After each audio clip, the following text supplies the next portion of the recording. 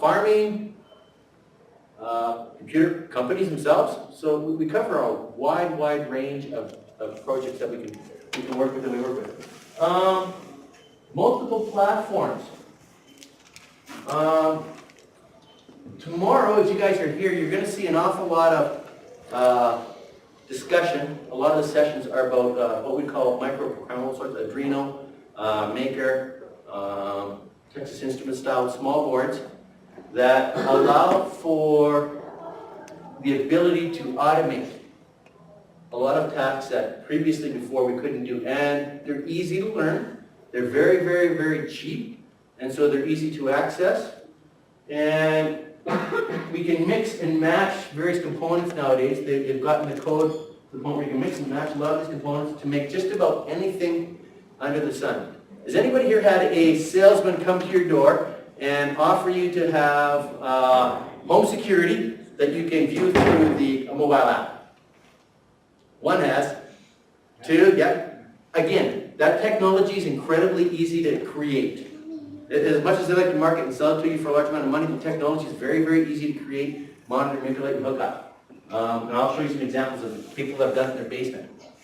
So it's amazing how fast we can move from something like it's in the basement to a corporate environment where you can actually make some good money for it.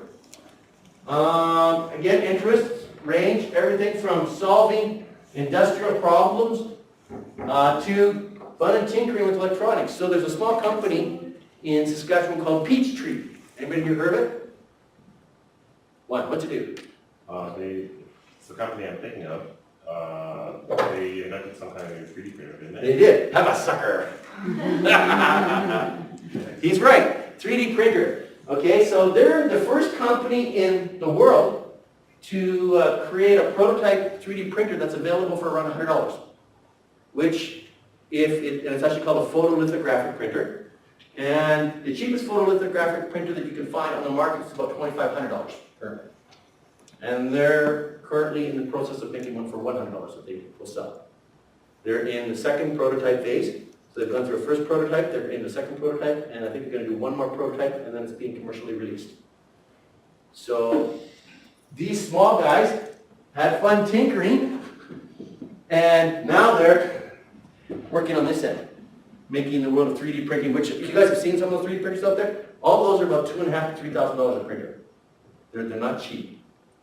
And this guy's making it for $100, and that's what he's going to sell for.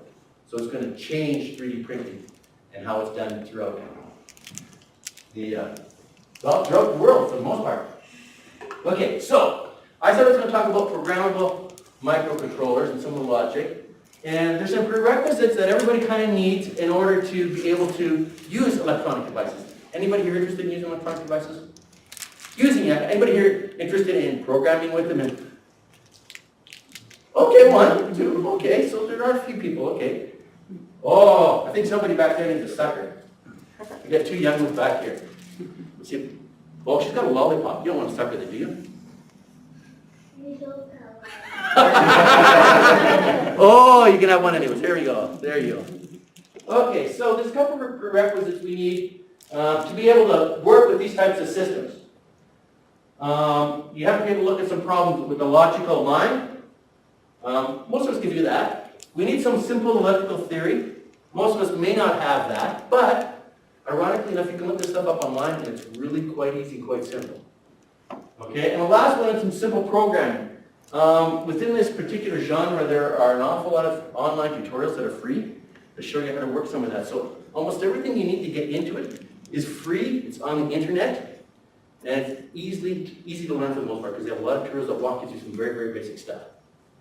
So my objective today is to sort of walk you through some of that stuff. But before we get to that, this is sort of what they look like. Okay, it's a small little digital computer, and we can kind of automate it and found in different industries. This little group right here are the Arduino mindset. They're probably the easiest to program. There's probably a large amount of material out there available for them. And they work with different things. And this is roughly just a rough size. That's about how big they are. They're really quite small. They will fit in the palm of your hand quite nicely. I should have brought a whole pile up. We've got piles of them back there. I'm going to Although if I hand them out, work, then they get bent and broken. So I didn't bring it. Yes. Do you have equipment to produce this company?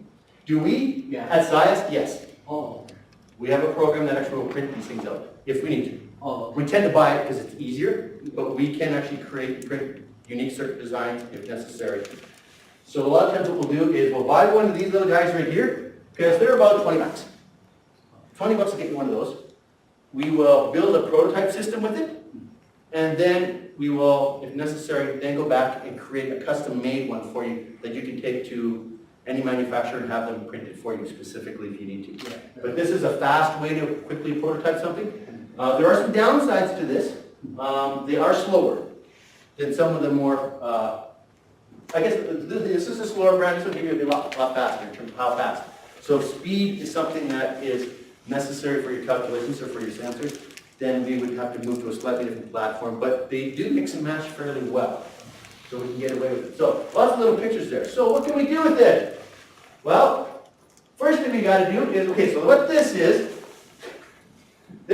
a home automated feeding system for your pet. It's got the camera and everything on it. It's got the camera feed so you can watch your cat or your dog eat over your little cell phone. So that this thing will actually go out to your cell phone. It's that fancy. Okay, so this is not one of those little, so basically what we do is to kind of, first of all, plan some stuff out. Then we'll go out, once you've got a good plan working out, we're going to walk through this, then we'll go out and we'll buy some equipment. We'll write a little program that equipment uses, and in the end you end up with this. So this is a box that he's kind of glued together, and he's got a couple of different platforms stacked side by side, and we can connect them all nice and neat, so you can maybe do all sorts of weird and wonky things. And in the end you got something that kind of spits out some food for your pet, and you can watch him do it from your cell phone anywhere in the world. So they cover all sorts of weird, wonky, that's sort of how we kind of work things out for the most part in terms of a set of steps. Here's some sample genres of where we use circuitry. And it's probably areas you aren't normally familiar with. So, this is using an Arduino lily pad. You can actually see it right here in the center. And what it does is it's got a turn signal for when you're riding your bike at night. So it's got some LED strips, and you just press a button, and that side lights up. You press a button on the other side lights up. And so people don't normally think of putting circuitry into clothing, but that works. There's another really cool one up there where the guy took a pair of running shoes, and he has multicolored LEDs, and he's got a pressure sensor underneath the sole of his foot, so as he walks, based on how much pressure is being placed on a certain portion of the foot, the lights change colors to match where the pressure is around the foot. So as he's walking, the lights kind of change pressure, so you have to see the pressure as the person's walking change in their shoes as they're walking through. We're seeing some of this stuff now with the smartphones, with the wearable technologies on the wrist. All right, so we're able to do an awful lot of stuff with it, but this is one of the unique ones because people don't normally see clothing and electronics tied together, and it's an area that's got some potential. Is the button on the handle of the bike? Push with the button glue. It would come down the sleeve, and there would be a small little button on the other side Oh, for you to push. Yeah, so there would be a small wire that would be sewn in to come down the sleeve, and that would come up there, out by the hand there, so they can actually signal. oh. This one is an interesting one. This is an automatic programmable drink system. So you can actually program, select the drink you want, and it's smart enough now to go through and measure the various amounts of the right mixes to create the cocktail that you are interested in. So somebody decided they wanted to automate this process, and so you put the recipe into the computer system, and then you just order. Click your drink to order, and it makes it for you. And of course, you want to make it fancy, so you put some LEDs in there to light up the bottles to make it look kind of fun. But again, more of a home tinkering. I don't think you're going to sell many. Well, maybe you would sell some of those. I don't know. But it's a different sort of genre that most people wouldn't think of. How about this one, a Tetris pumpkin? Never seen one of those for Halloween, have you? So I don't think you can actually play Tetris with it. I think it just sort of mimics it. The things kind of fall and kind of spin a few lights and the lands and lights up and then gets to the end and follows through on a pattern. But it's something that's different. You just wouldn't normally see a pattern. You are starting to see different patterns that show up, and they're starting to use this level of electronics for the lights. Another popular one is Christmas lights to music. is one of the popular devices. And again, it's very, very easy to program and set up and do yourself. It's not very difficult at all. And there are lots of samples for that type of thing that are out there. This guy here likes Christmas. There are 800 LEDs that are set up on that little fella to blink to various patterns that's controlled by one of those small little controllers. And so that's a giant globe that somebody spent a lot of time building in his garage. How much volt for the power supply? Actually for 800 LEDs, I don't know, but it wouldn't be a lot. Because they're LEDs, they very, very small voltage. Well, voltage might be about 5 to 10 volts. Amperage would be very low. You would need a lot of amps to drive that. Probably also one plug, I would say, easily. Alright. Oh. And this little gentleman here is exploring the darker side of electronics. And he built a system that can bypass all the electronic locks on the hotels you go to. And again, ironically enough, it doesn't take much programming for that either. It's remarkably easy given some of the skill sets that are out there. A little bit of practice and access to one of those devices, it wouldn't take long to be able to program that can do that.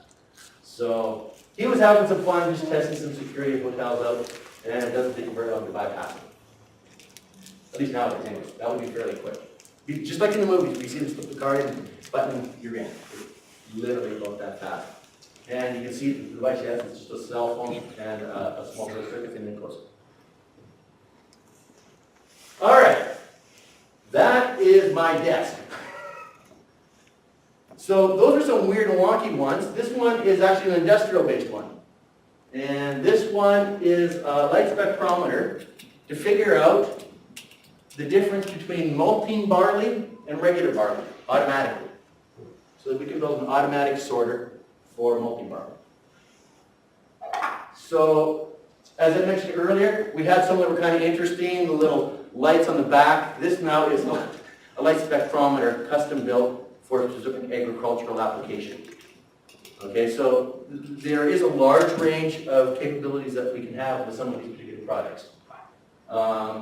And we just work away on kind of programs. So, Another question. sure. What is most proud things you created? That's my most proud moment. I've never built a light spectrometer before. I had no idea what it was. Oh. Some guy came to me and said, "Can you build this?" Maybe. He had some ideas, so that helped an awful lot. But working through with him, we were able to build one. Yeah. So that's my little baby I'm proud of. And yeah, that was nasty. But it was interesting at the same time. So sometimes they're frustrating, sometimes they're fun. Bit of both worlds. Okay. So we've talked a little bit about what these things are, and tomorrow at the conference, I think you're going to get a chance to actually play with some of these toys. But I'm going to come at it from a different point of view. We're going to try to work through a sample problem together to kind of get you an idea for the field. And I'm not sure, one of the things I wasn't sure was I wasn't sure what kind of audience I was going to have, whether I was going to have some experts in the audience and some novices in the audience, and I didn't know how to bridge both worlds. As you saw, I could go down the expert road if we have to, but then I leave the rest of the audience going, and that's no fun. So I thought, well, what's a weird project I could do? Well, how many here like to present in front of an audience? Two of you like to present in front of us. Okay, brave people. What time tomorrow? Hold on. Oh, you already got a sucker. Here, have another sucker. You need a sucker.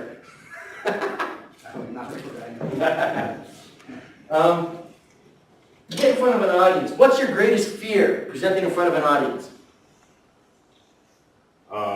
Mine is forgetting what I'm going to say. Oh, I've done that, yeah. Greatest fear? Not very specific, depends on different situation.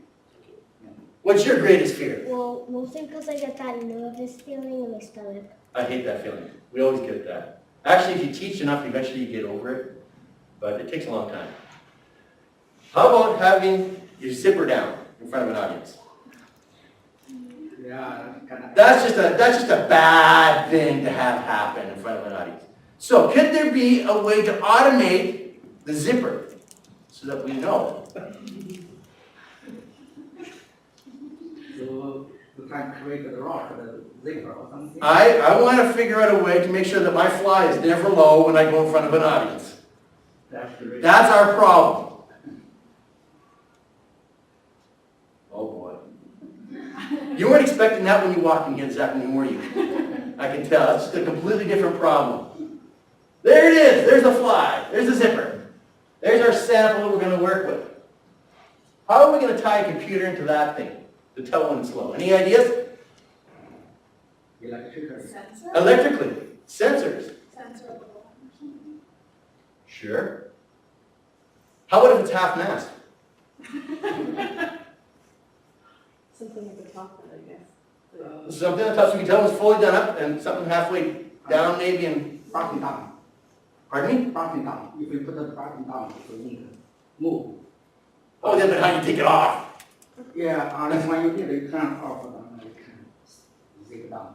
That's a physical one. We're going to play with electronics. Okay. So, no ideas? Okay.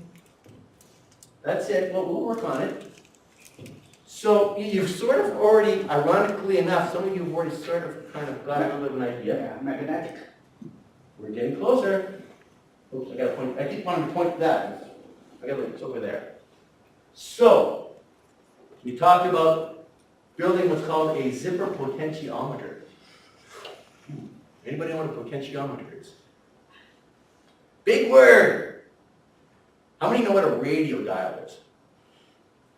That we can do. How about a volume button? That's a potentiometer. As it goes, as you turn the volume up, as you turn the button around, it allows the flow of electricity to move through it at a different voltage rate so that you can tell how far the buttons move.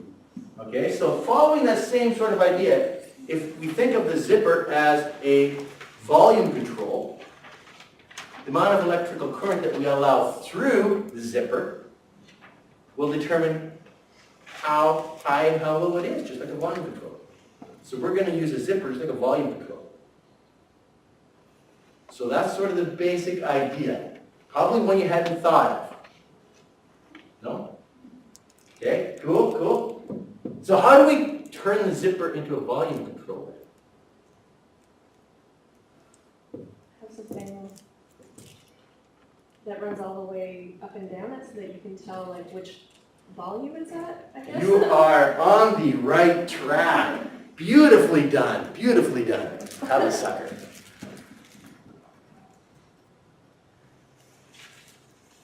So, we've got the right idea. From an electronic perspective, we're going to have some electricity running down the side of your zipper. Now don't worry, we're not going to put too much voltage there. Okay, because that's just a bad idea for everybody involved. And the zipper can provide a variable level of resistance based on how far or how low it's zipped up and down.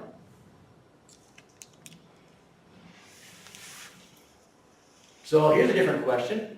Well, what would work better, a metal zipper or a plastic zipper? Middle. Partly right. You are partly right. We need the metal because it conducts electricity, right? But plastic is actually a very good resistor. Okay, so plastic is good. Did you do this with magnets? So that there could be a magnet going on that brings the metal zipper up along with it and you control it by the volume now? There's never been one of those designed before, but that's an automatic fly control. I'd be scared that it would short circuit and I couldn't get it down.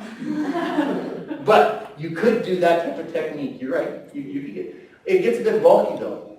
You have to have a fair amount of strength to pull that zipper up. And so, could we build one? Yes. The bulk would probably get in the way of it. This one is not going to be bulky. It'll actually be fairly light and small and out of the way, ironically enough. All right. So there is, following her idea of using some sort of wire running down it. Now, we're not going to use a wire as per se. We've got conductive material. Wire running through pants probably won't wash very well. The detergents and stuff like that will get in there. It's not going to be good. So we're going to use something slightly different. We've got a conductive material, and you're going to have a voltage that we're going to apply to one side our conductive material is going to go up, and here's the zipper head. And this is the metal part that was talked about. We need to have the metal working really well. And then we're going to have the return end. And then we're going to measure how much electricity gets through that little path at the other end. So this little AO right here measures how much electricity is actually coming through. So as we move this zipper down, the resistance gets smaller. As we move it up, the resistance gets greater. Okay? Sort of makes sense? And so I said we need to have a little bit of electrical theory in there. So there's our electrical theory. This is an electrical diagram that we would draw out. And then we're going to put a small resistor to a ground wire, because we should have that thing grounded because we don't want anything bad to happen. So we're going to add a ground in there as well to make sure if we get struck by lightning or come across something else that doesn't fry everything. All right. So we know we need some sort of conductive material on either side of the zipper. The power source we're going to use is 5 volts actually, and it's going to run to one side. And we're going to read the analog values from the second side. So voltage, when it comes out, doesn't come out in digital form. It's actually, we're just measuring the power, it's actually an analog. So there's a difference between what's called an analog signal and a digital signal. And most of these devices, you can easily, just by putting things in the right pin, determine which one you want. Very, very easy to do, which is why some of these devices are really, really, really handy to use. So we're going to read the analog values coming out the second side, and we're going to ground a little bit of resistance, because ideally we don't want the electricity to run straight to our ground. We want the electricity to run to our audio out, right here. Second side, read the analog values. But we do want the resistor there so we don't fry our entire circuit board. So what will happen is the circuit, where we're running the circuit board, running too much electricity, it'll stop that thing at the circuit board, and then the rest of it will go to the ground. And the resistor will break it if it gets too powerful. So it's a nice little safe way to make sure that we're all nice and safe with everything involved. Okay, so here's some of the components. We need a zipper, a metal head, you're right, because metal converts electricity. A metal head is what we require. And ideally we got a plastic teeth.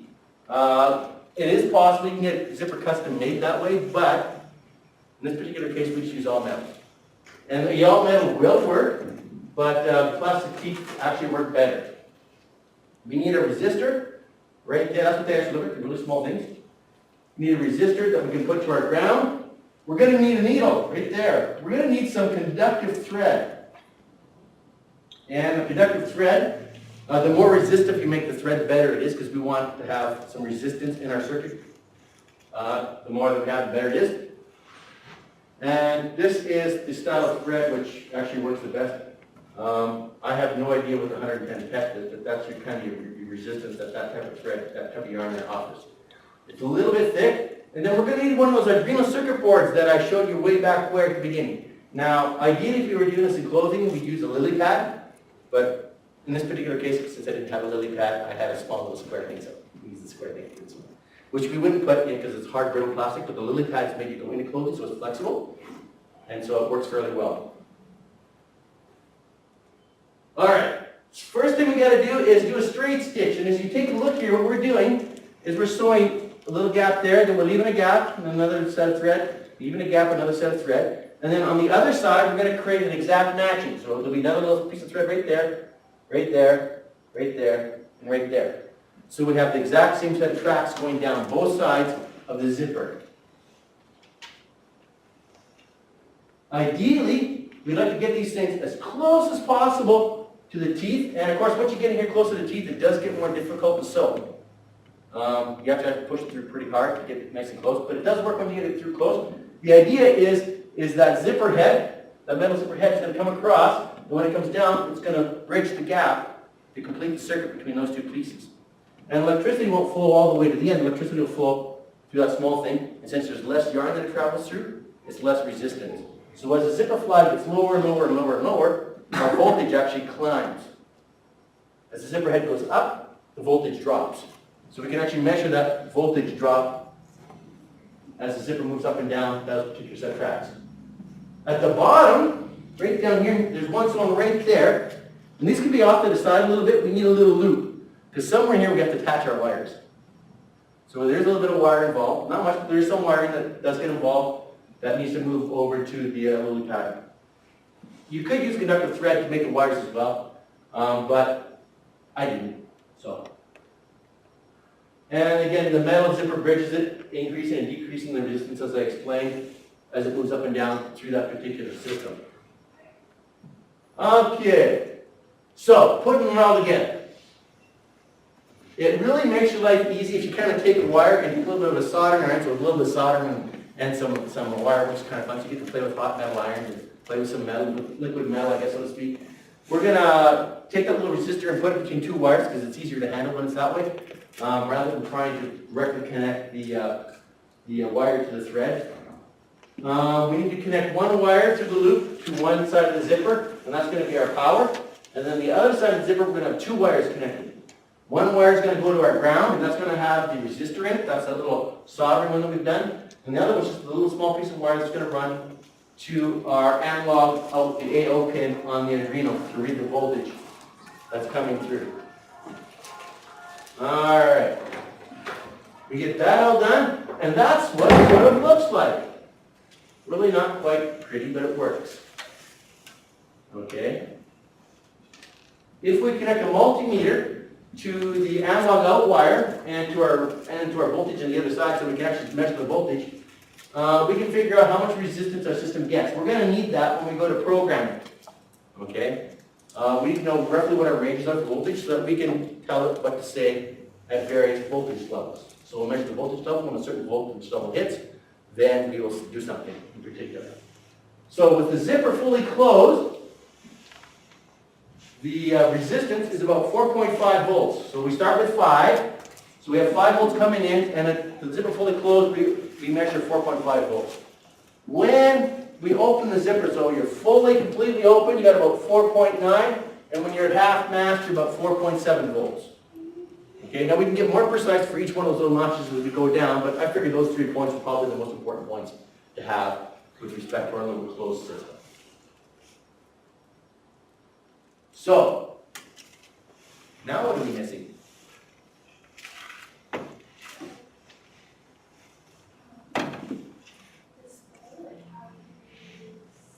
You're right. How do you tell? So what could you use to figure out if your fly is all the way down or not?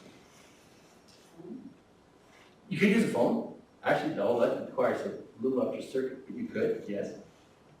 So you could connect it so that it had a little Bluetooth or a Wi-Fi, and it could send a message to your phone. You could have an app built on your phone that would receive it, or you vibrate your pants, or in a certain pattern to let you know that your fly's down.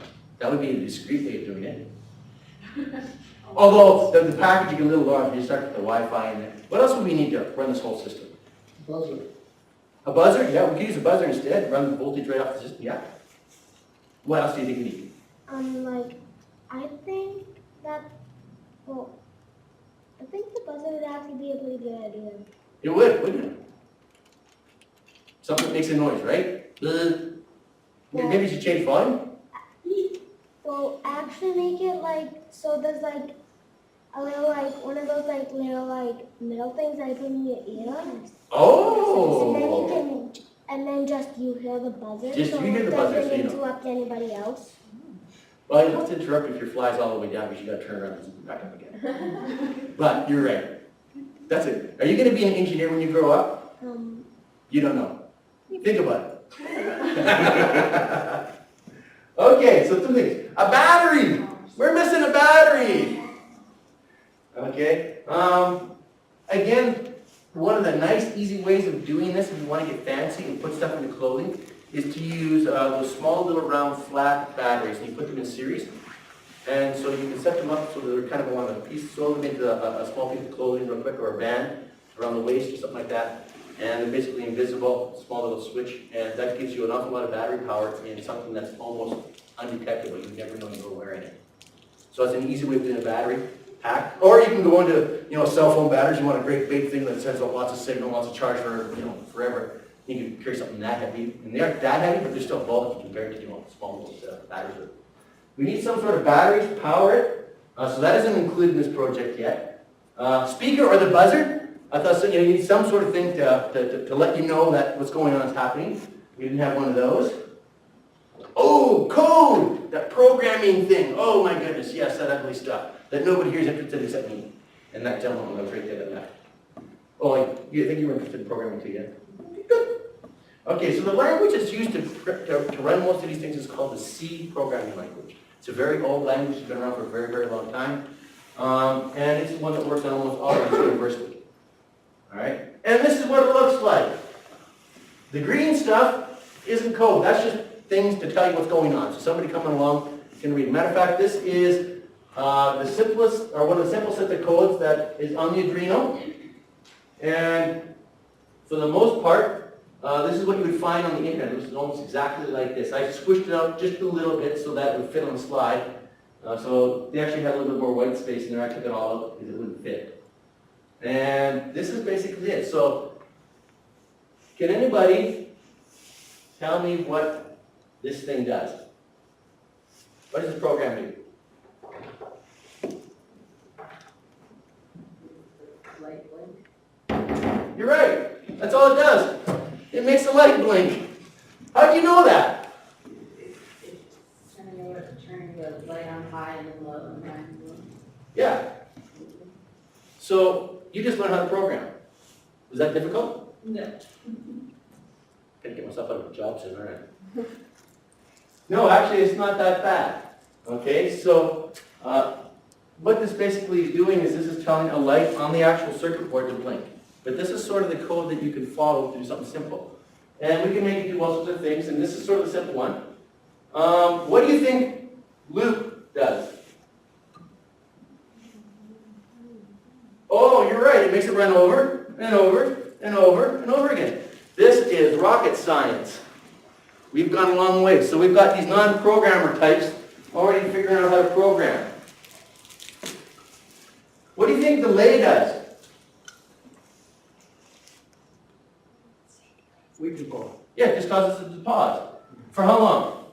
1,000 millisecond. 1,000 milliseconds. Question? AKA 1 second. Yes. AKA 1 second.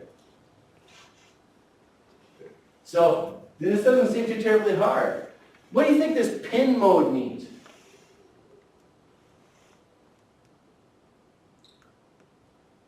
Does that connect to the actual LED?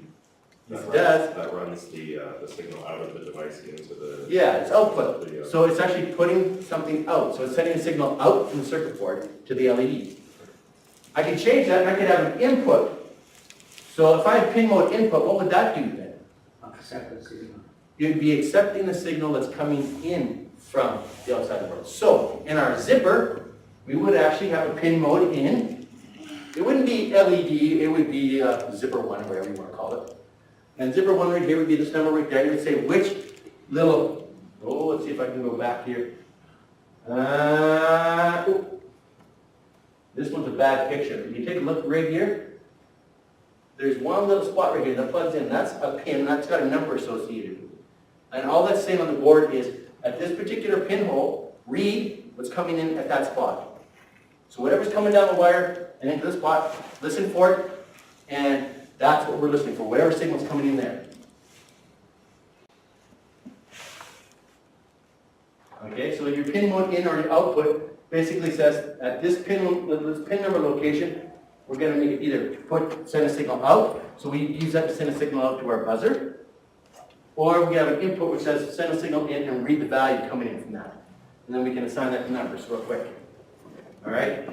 And then if we want to write something out, we can write, in this particular case, it's turning it on, and low is no voltage at all. So stop the voltage going down that wire, turn off the signal being sent out that wire. So we can send signals out and off and out, so we make different types of sounds. And actually you can put a number, instead of just saying high and low, you can put a number in there to say how high or how low you want to send something out. So you can actually control the volume as necessary. So we can control the volume by changing the numbers inside that to create a volume on our buzzer or on our speaker to let us know if our zipper is all the way down or half mast or whatever it happens to be. Okay? And I'm getting close to being running out of time here. So, review. We discussed the 3 main attributes that are required to make your automated dreams come to life. Somewhere in that presentation, I talked about 3 things, 3 attributes you kind of needed to have. Anybody remember what those are? The children, oh, he's thinking about it, oh, what were the 3 things we needed to remember? These school kids got an advantage, I tell you. No, what do you think? We needed to have some logical sense, right? Be able to look at a problem, figure it out logically, step by step. Is this how these programs work? What else do we need to have a little bit of? What else do we need? Electrical knowledge. Some electrical knowledge, because this is kind of circuitry stuff. So you have a little bit of electricity and circuit design in there. Not much, and again, most of the stuff you can pick up online very, very easily. And it's easy to learn. And if it's something you don't want to learn, that's why you come back to us. And we help you out with some of that stuff. Okay, so that's sort of how both worlds kind of work in terms of that. And the last one was, Consulting and financial support. well, you need that too. That's when we actually get to production. In terms of being able to create this in your basement, you need a little bit of programming. What we just finished doing a little bit. And as you saw already, you know, a few minutes of staring at that stuff, you kind of had a, not completely figured out, but you had a rough idea.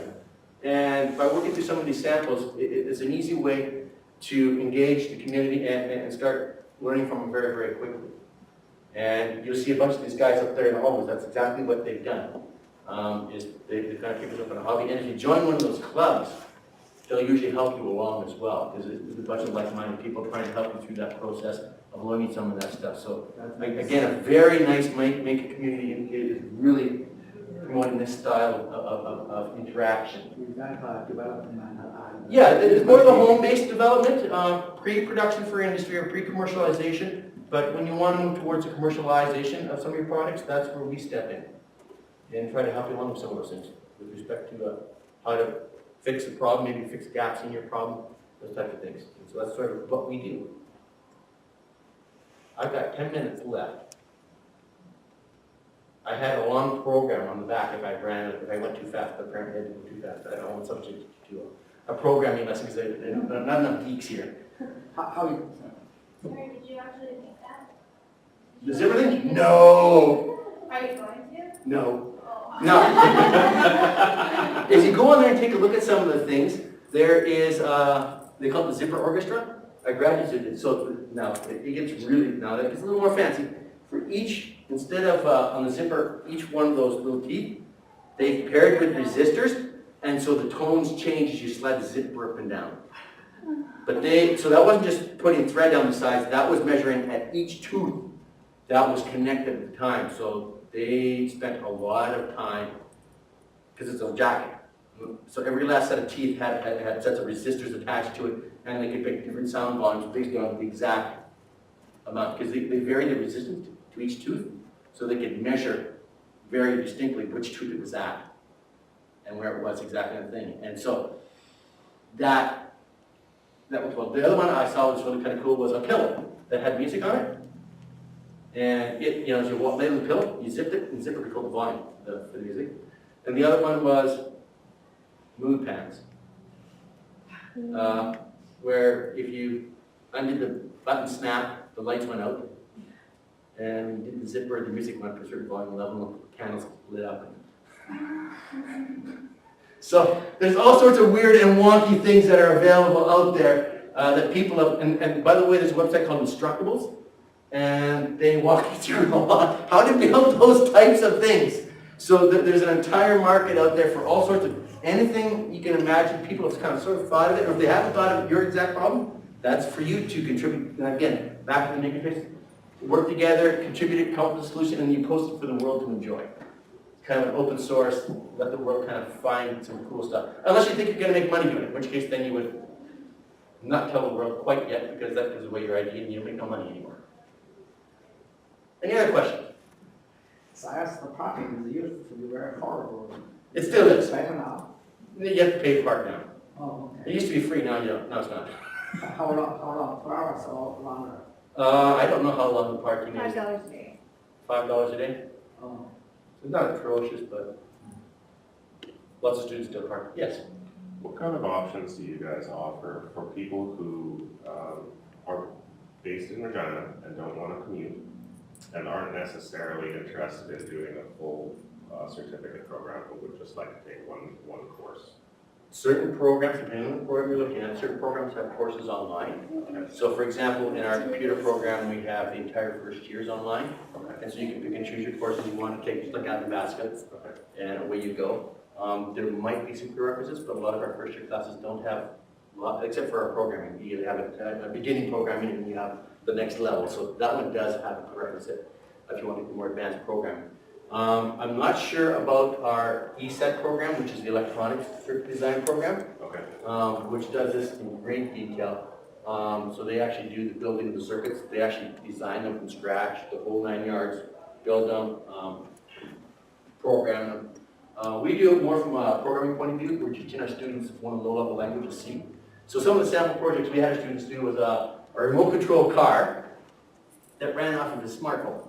So you can play with the gas and you can steer this phone, you can move this phone like that and steer the wheel. And then you tilt it to speed up and move it to slow down. They had some games where they played games, they built custom-made circuit board games with LEDs that you could play back and forth between each other. So there's also the things that we do with our students. That tends to be more in the second year, which would be more difficult to get a hold of, to be honest with you. Is that mostly out of Saskatoon? That's mostly out of Saskatoon, yes. There is some programming courses, I think, Moose Job, and I'm not sure if we have some out of Regina here or not. I'm not 100% sure. Our problem is we have so many programs, I'm not sure which programs, and we just changed everything, so I'm not sure which setups we have here. I know we do some stuff here with programming, and I'm not sure how much, to be honest with you. There's some online. For our program, yes. Yeah. So it would depend on the level you're looking at. And you'd find much the same thing at the university as you move through the levels. You probably, for some of the stuff that we get to, you can get to 3rd/4th year. At least for my teaching, I teach at the universities as well. So a little bit of, I cover both parts of so some of the Saskatchewan Polytechnic and some of the universities as well. So. Any other questions at all? I kept you guys an hour. You guys were a really good audience. Anybody want a sucker that didn't get one? Oh! So you were quiet. You had to wait till the end to get your sucker. Anybody else? Well, if you want some, they're at the desk over there, at the end there. So, thanks a lot for coming to listen. Appreciated your time. Hopefully you guys take some time tomorrow. There's some really cool stuff. At least I think it's really cool stuff they're going to go over tomorrow. They're going to play with some of those blinking lights. They're going to make lights blink on the Arduino boards and LEDs, and they're going to maybe do audio things and control little motors and all sorts of stuff.